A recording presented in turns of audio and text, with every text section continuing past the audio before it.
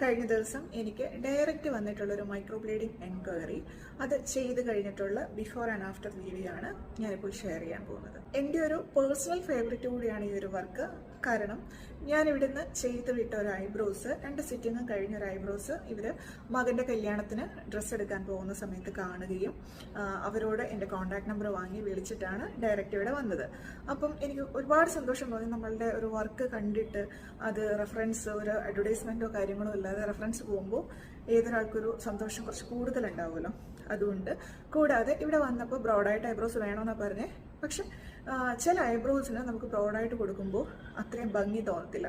അപ്പോൾ എനിക്ക് തന്നെ വിട്ടു തന്നു. ഞാൻ എൻ്റെ ഒരു പേഴ്സണൽ ചോയ്സ് ആയിട്ടുള്ള സോഫ്റ്റ് അർസാണ് ഞാനിതിൽ ചെയ്തിട്ടുള്ളത്. എനിക്ക് ഭയങ്കരമായിട്ട് ഇഷ്ടപ്പെട്ടു. എൻ്റെ ഒരു one of the favourite work തന്നെയാണിത്. അപ്പോൾ ഒന്ന് നമുക്ക് കണ്ടു നോക്കാം. ഇതാണ് നാച്ചുറൽ ഐബ്രോസിൻ്റെ ഷേപ്പ്. കുറച്ച് വീതിയുണ്ട്, പക്ഷേ ഷേപ്പ് കുറച്ച് കുറവാണ്. അതേപോലെ തന്നെ തിക്നെസ് കുറവാണ്.